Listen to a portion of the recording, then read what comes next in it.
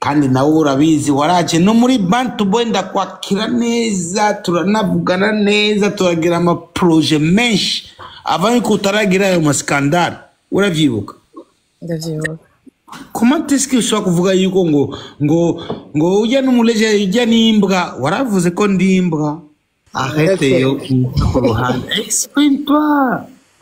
Ok, ugambye ubwo novuga Big Fizzo urabizi ko je nsanzwe ndi umufana wawe hanyuma nibaza ko hariho ibintu hagiye mwumva kandi nawe warababaye kuko warabivuze uravuga ati hari umuntu yakubwiye nabi kandi nivyo naravuze nabi singe go harira muga nibaza ko kugira no kugira mvuge nabi hariho n'ibintu bakuye out of context uravyumva. Hariho live nagize j'étais en train de parler sur le cas de la chanson de il y a une chanson il y a Alvin Smith donc il y a le Mondoro et puis il y avait un commentaire que tu avais fait à la live je parlais sur ça donc Fizzo a influencé Yoni Akaba et peut-être à fait à ma côté parce que abana bakiri batonya et puis j'ai parlé de ça sur Instagram. Ndibuka Dumba na Endomike baciye baza kuri live hama et puis on a commencé à parler la musique ensemble et puis Endomike yakarambira nuse kuvuga ibintu nk'ibyo Fizzo nuse kuvuga mu izina no muri legend ndavuga yes vraiment je Fizzo ndamwemera muga cette fois-ci quand même il a déconné parce que yahingamye gatonya iyo yumviriza l'histoire yabo ko ari batatu peut-être ari gutahura ko le message qu'il avait donné hariho ikivuze cyane sur la situation y'ikirabaho hanyuma turanafata n'umwanya vraiment turavuga Fizzo hari ibintu yakoze byiza et on a parlé vraiment y'imyaka wakoze bana tutaruhuka Fizzo ahantu hose wacha vraiment ari Fizzo. Je crois qu'on avait estimé que imyaka vraiment wa hitinze cyane n'uvuga ati wari kuri trend cyane mu Burundi on avait estimé nka 10 ans non-stop minimum donc ivyo histoire ivuze and then Ndibuka Dumba yaranavuze nabi sati ndanamuvugira then bukeye nzabona donc haje ajya ma post nukuri vraiment nanje byarambabaje kuko quand même nyimba umuntu hariho bibi bamwagiriza we bavugana vyaba yavuze apana juste que umuntu ahingama gusa so sinari nshaka yuko abantu baduteranya kwa je vraiment ubusanzwe ndamukunda bavyumva ndafise vraiment n'umupira wa Bantu Boys gushika nisa vraiment ndacha office so sinigeze vraiment shaka kuvuga muri context yo kuburira indero donc that's ko byagiza hoye mugani nibaza ko ari tempera yanje ntonya ifise kuvuga nabi vraiment nanjinje kuvyikosora ko murabona ko nishigana mu ngorane nyinshi mugabo vraiment donc je parlais en général sur la musique. Ok, Sharon. D'accord. Voilà, on va. D'accord. C'était pas la première fois Diana Towana, sivyo? Ego. Ikintu cyambere wakoze waje muri Bantu Boy turahura turaganira kandi si noba nibagiye ikintu ntitwagufashe nabi uyu mwanya kiriye neza cyane sivyo. Okay, ni nkuko navuze ni hari ukuntu umuntu ashaka kuvuga ikintu mugabo uwundi muntu akagitahura ukundi. Vrai ou faux? True. Yeah. Jewe kugira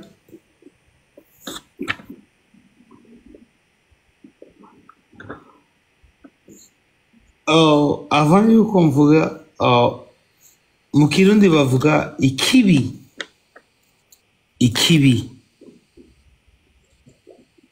sukugwa ariko ikibi nikugumayo urumva.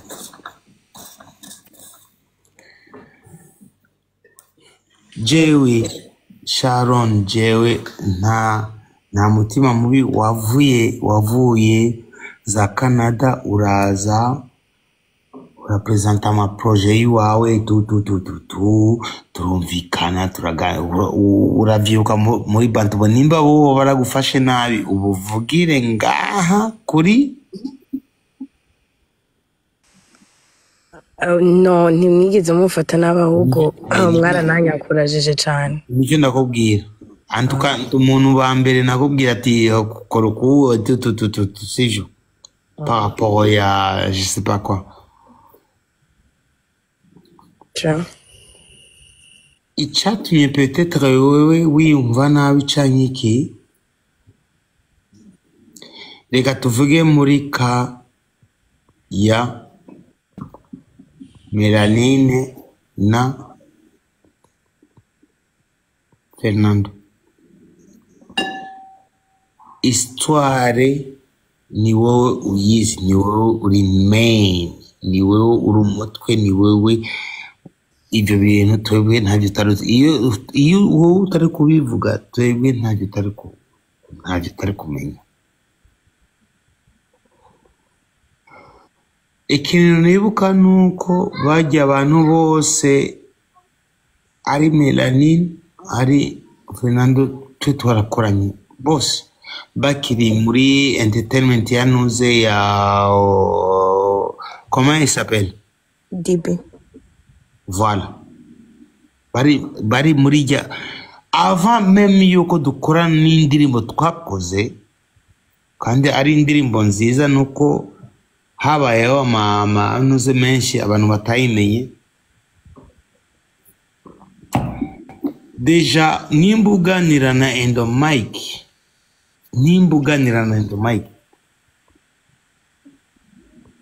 natangiye gukunda bajya abana iyo kontra yo kuza kuririmba nabo itaraba. Moi je croyais ko ari abagande iki niki parce que baje na style yiwabo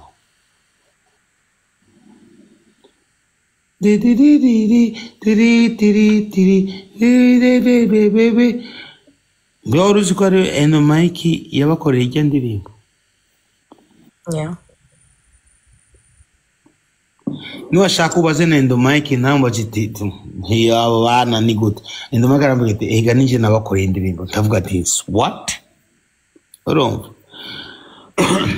so ntituze turatwagwa ni shavu byinshi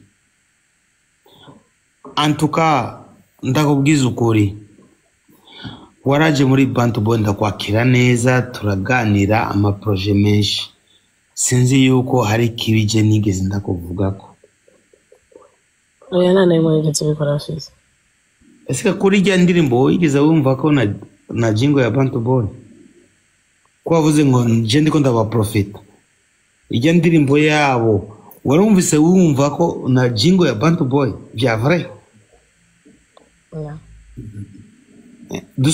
no tuvugisha ukuri warigeze wumva na jingo ya Bantu Boy kuri jya ndirimbo yabo yatumye ba blowing no yakoze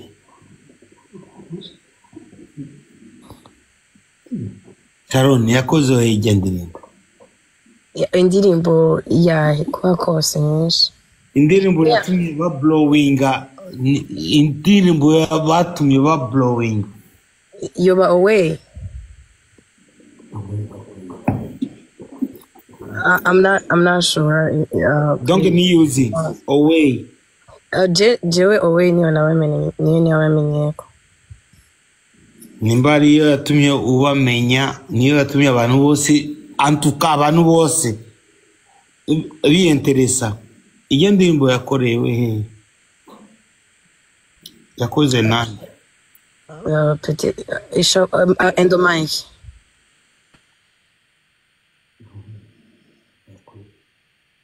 Oni yekore he? Donc sur muri Bantu Boy. Okay. Urazi procedure zabaye kugira isohoke ntavyuze.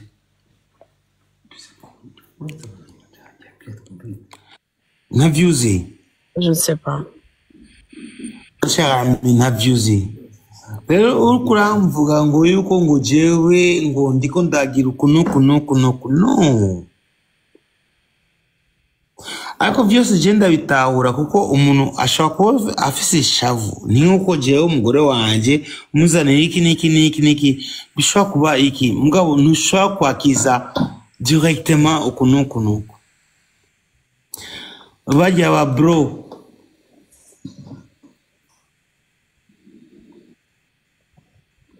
Bajya ba bro twakoranye indirimbo yuko ndabemera. Sinashwazise ngo naka canke naka. No.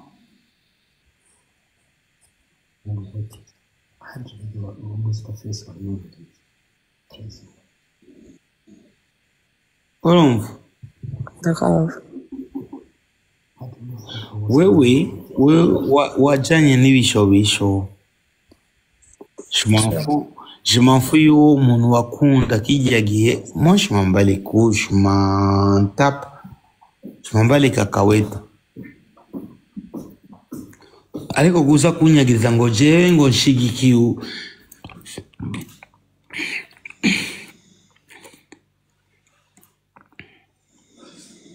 Sheri je ndabashigikiye bose.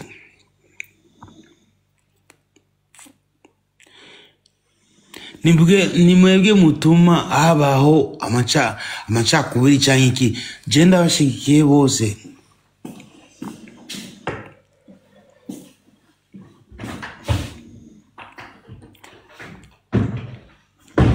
Uranyumvaga Sheri? D'accord. Je ndabashigikiye bose. Mugabo wewe wagiye ngaho paske stati wanje nandise ngo naka where are you? Woko wabitahuye avuze ati uyu ariko te no nashatse ni challenge ni weko baruko baravuga uyu anyi wewe nawe uri hehe? Ucibitahura ukundi ucugenda uvuye. Je nta mutima mubi Sheri, nta mutima mubi mfise. Kandi nawe urabizi waraje no muri Bantu Boy ndakwakira neza, turanavugana neza, turagira ama projet menshi avant ko utaragira ayo maskandal. Uravyibuka? Ndavyibuka. Comment est-ce que ushobora kuvuga yuko ngo ujya n'umuleje ujya n'imbwa? Waravuze ko ndimbwa. Waravuze ko ndimbwa, waravuze ngo je sais pas ngo baba. Comment est-ce que ushobora kujustifier jewe ari ubwa mbere ujya muri story tuhuye nakwakiriye neza ukaca ugenda neza hama wewe après ukacuza kujustifier nabi? C'est quoi ça? Niko navuze ati mbabarira. We nive okay ukuya kukubabarira iyo nari kuba ntakubabariye kuri inozenya anye ninde yakudugije ni Linda baby ni yakudugije. Nari kubwira abantu bose ntibakuduze. Ariko urabona na DJ Mario turafite n'ikibazo mugabo ye nawe nyine yaduze. C'est pourquoi yaduze. Iyo nari kuba mfise umutima mubi nari gufyonda buto ntibaduga abo bantu. Je ndi umuntu nkunda amahoro. Ma petite sœur, je ndi umuntu nkunda amahoro. Yeah. Rero ntihaza abantu baducanishemo des histoires. Moi je m'en bats les couilles, c'est des histoires. Je m'en bats les couilles et je peux pas même me mêler. Si nshobora kwimera muri ibyo bintu. C'est ta vie, ni vie wabanye naba. Je ne peux pas me mêler.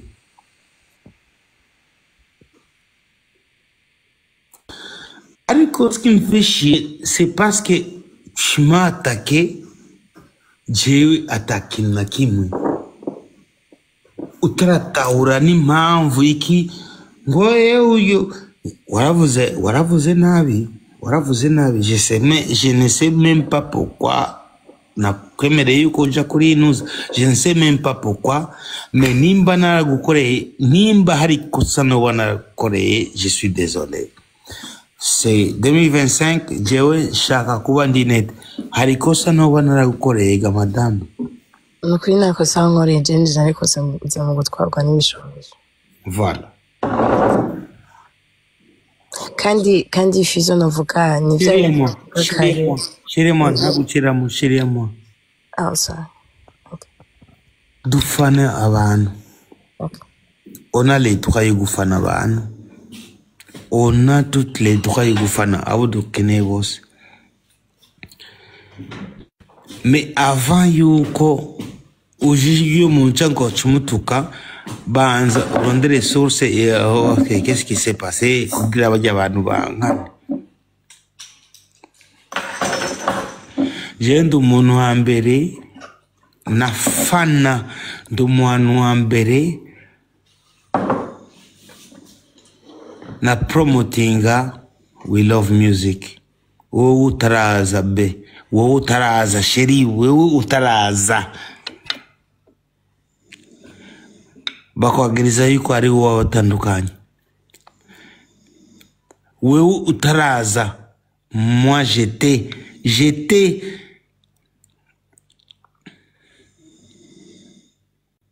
umufana wabo, j'étais tout ce que tu veux. Bagitwagwa na nonze, je sais pas uja nuzenya. Moi j'étais leur fan. Turakoranye n'indirimbo. C'est pas parce que musi na posté indirimbo twakoranye naka ngo ucubipinga ngo oh ngo yaramupinga no.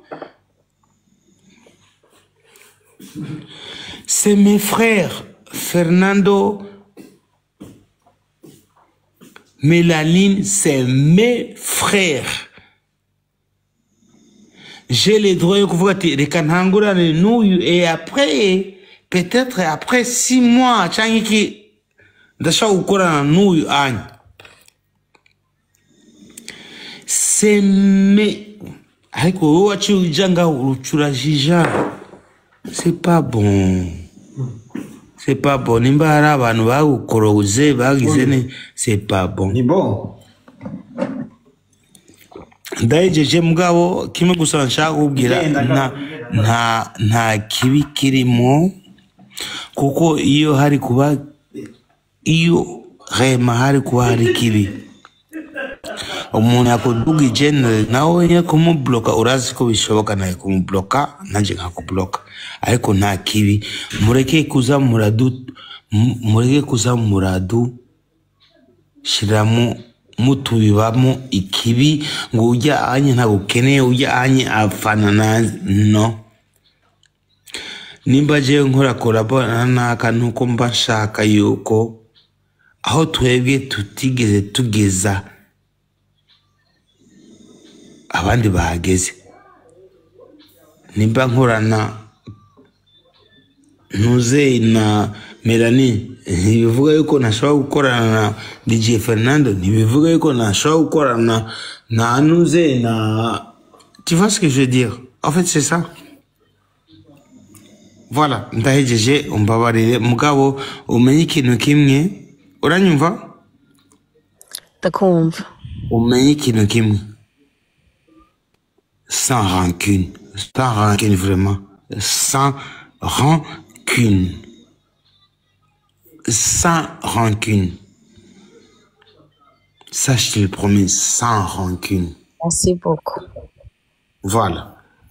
Uru wanje kandi zogushigira kandi hari ndiho nagushigikiye kera mugabo nuko parce que wari mu diaspora utashaka kumenya. Moi je t'ai posté hari ndimbo na posta. Voilà. Merci beaucoup. Mais c'est bon.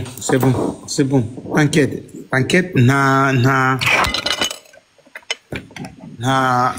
mutima mubi uhari nta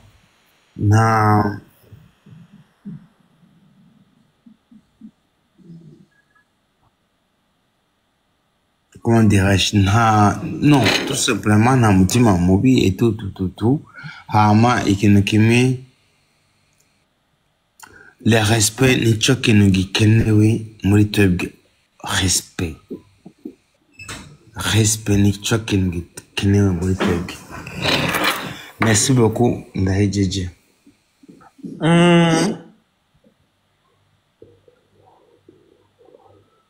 Je ndaryohewe kwanza kubona muhejeje neza mu mahoro n'umutekano. Ni ibintu vyiza burya iyo ubona ko wakosheje gusaba ikigongwe ni ikintu ciza. Benshi barabona yuko gusaba ikigongwe ari ibintu vyo kumenga urigayishije, ariko nta kintu kiryoshe nko gusaba ikigongwe ukacemererwa, kuko n'imbere y'Imana acafuta rijya kosa wamukoreye. Sinzi ko ngaho mugitahura. Je vraiment ndaryohewe kubona ingene Sharon ashoboye kwemera ikosa agasaba ikigongwe ku muntu yagiriye iryo kosa, uwakorewe ikosa yemeye kumubabarira. Ni ibintu vyiza biheze mu mutekano nankere. Nizere yuko ubucuti bugiye kubandanya no gusoneranira no gusapotingana nkuko kuko mwese musanzwe muri n'abaririmbyi imbere. Je nibaza ko ni bon muhejeje neza vuba. natwe rero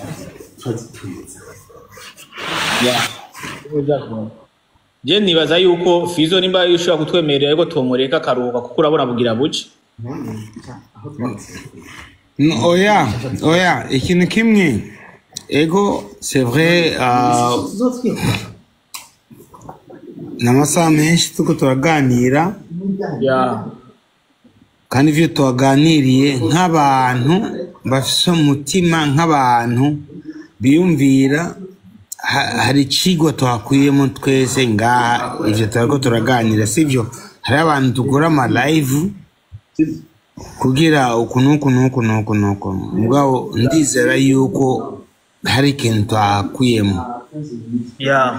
Hari ikintu vraiment, moi vraiment nukuri j'espère ça. Hari ikintu twakuyemo. Ego. So ikintu kimwe nuko ibintu byose tuba twaganiriye nuko twobizirikana ku mutima. Nuko tubushyira ku mutima,